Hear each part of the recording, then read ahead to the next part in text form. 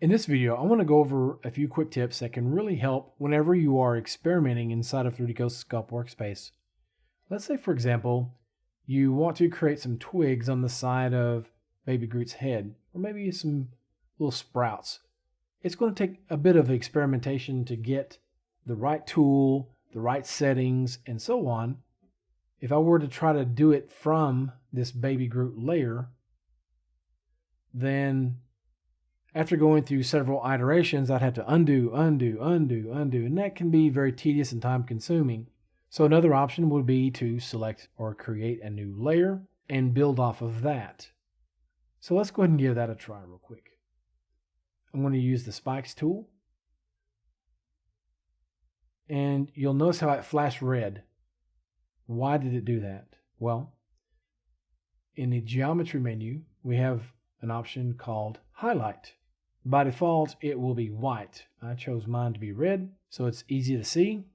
And that told me that it arbitrarily switched me from this layer to the Baby Groot layer. And as I mentioned, that is not what I want. I don't want to have to keep undoing over and over and over and over again. So let's undo this time.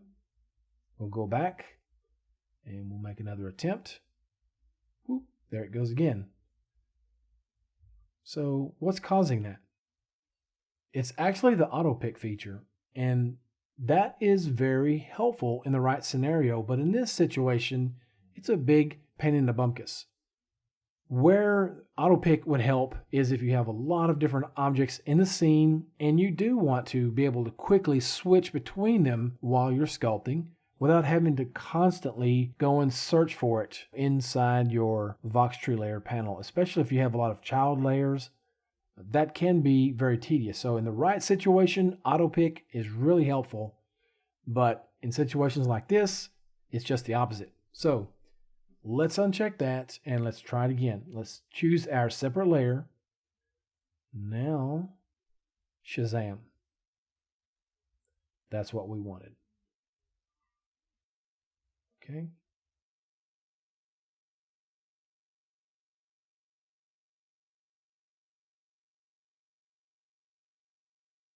So maybe we want to get that natural twig look.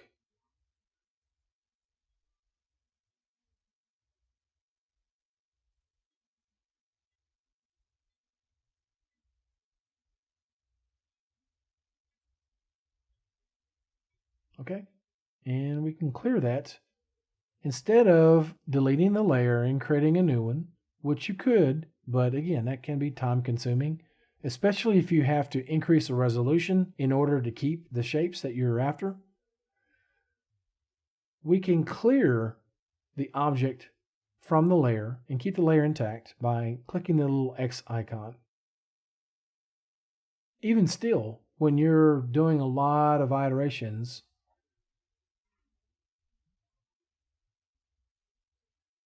instead of multiple undos, we may want something even faster. From the time that we think about it, all we have to do is hit a single hotkey to clear it. How would we go about doing that? Well, you can hover over this and hit the End key to assign a hotkey to it. So when we do that, my first inclination was to choose the Delete key. Let me go ahead and hit Escape. If I were to assign Delete to it, what's going to happen is when I try to texture paint, there's an option to where, let's change my brush off here. Let's say I do some painting here and I change the colors. I want to do some more experimenting.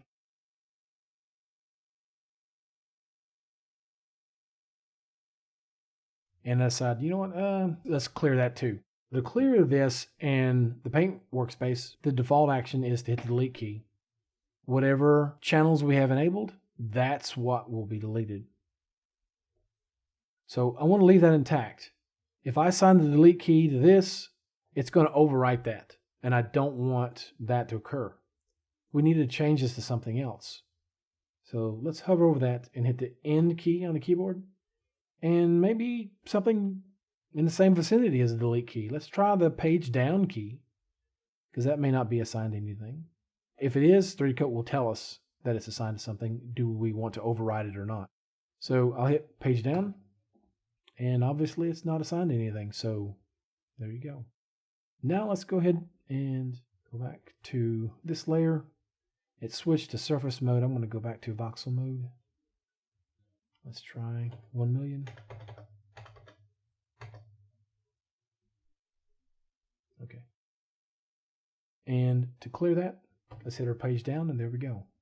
So go back to our spikes tool and continue iterating. See what works best.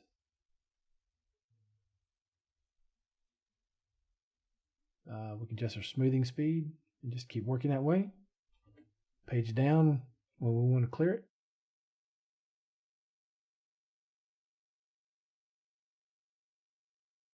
And then again, page down, it's gone. So I hope you found these tips helpful. Thank you for watching. We'll see you next time.